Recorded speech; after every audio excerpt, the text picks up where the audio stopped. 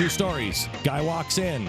He's going to an auction. He can't afford to auction. He's just going there because he's a history buff. He's a Civil War buff. There's a home that has been owned since the Civil War by the same family. They're selling all the contents inside. They're expecting it to go for about $95,000. He goes downstairs in the basement. He opens up a roll-top desk. In the desk, he finds a drawer where there's a bunch of gold coins. He recognizes the gold coins as Civil War Confederate minted gold coins. He's like, these are worth millions of dollars. He's seen them before. He's not an expert, but he's seen everything in the house, and everything in the house fits that this family has been around since the Civil War, and this stuff has been sitting in this house since the Civil War. He has to decide, do I go all in? If I sell everything I have, I might be able to come up with $95,000. But if I'm wrong, I've lost everything, and I got a bunch of old crap.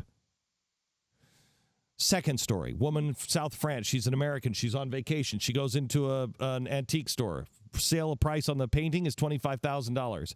They say it's just some other painter that painted a lot like Picasso early in Picasso's career. She looks at the signature. This woman, who's just a teacher. She's an art teacher, but she's a teacher. She's not a college art teacher. She's an art teacher. But she knows everything about Picasso. She sees that signature. She's like, I'm pretty sure that is Picasso's signature when he was young. His first year, he signed it differently. Antique store says, nope, it's not. It's not a Picasso. We checked. She's pretty sure it is. She realizes she could sell everything she has and buy this one painting. If she's right, she's got a Picasso worth millions. If she's wrong, she's got nothing. What would you do? If I'm risking my livelihood, I've got to confirm it in a bunch of different places. I probably don't go ahead with it. Jeffy? I mean, you want to say you would, but probably not. No, I don't do it. I'm the guy who would do both of them. Yes, you would. And that's why you're where you are and we're where we are. I would absolutely do both of them. Yep. Okay? You would. What did they do? They both did it. They went all in. They felt they had enough information. They felt they knew. Their gut told them that this was right, but more importantly, they had done their homework for long enough to know to be an expert in both of those fields. Nobody's paying them to be an expert. They just did their homework, and they decided, I'm all in. I'm all in. Mortgaged the house, sold the car, sold absolutely everything.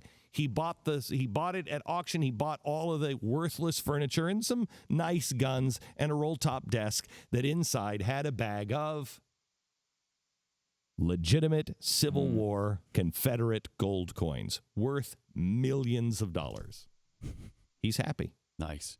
The woman sold all of her other artwork worth $25,000. She had collected her whole life. She's on a teacher's salary. She sold all of it. She goes back to the south of France. She buys that painting. She brings it back home to be verified. It is a Picasso done the first year of his life, exactly as she knew. Now worth millions? Worth millions of dollars. Neither of them have to work anymore. Neither of them have to work anymore. She doesn't have to learn any of that worthless art information anymore. Right. So, the reason why I tell you this story is the world is going to screw you up. It is important for you to know what you know. It's important for you to go back and look at yourself. Know who you are. Know what you know. Forget about Google. Forget about the experts. Forget about everybody else. It's why I told you the caliphate was coming. Didn't care what the experts said. I did enough homework. I did enough research. I prayed on it, and I knew what the truth was. If I was wrong, I was wrong. I'm willing to go down and be wrong. I knew what was right. More importantly, once you've done your homework on something, once you know what is right, be it, we got to stand for the Christians over in the Middle East. I got to stand for the Constitution. I have to stand for God. I have to say these things. No, I'm sorry. I'm sorry, Mr. Principal of my kid's school. The finger gun is not a gun. It's not a Class 2 look-alike weapon. I'm sorry. Will you go all in? Only the people that go all in will change the world. Ask yourself and live with your decision and check yourself, am I all in or not?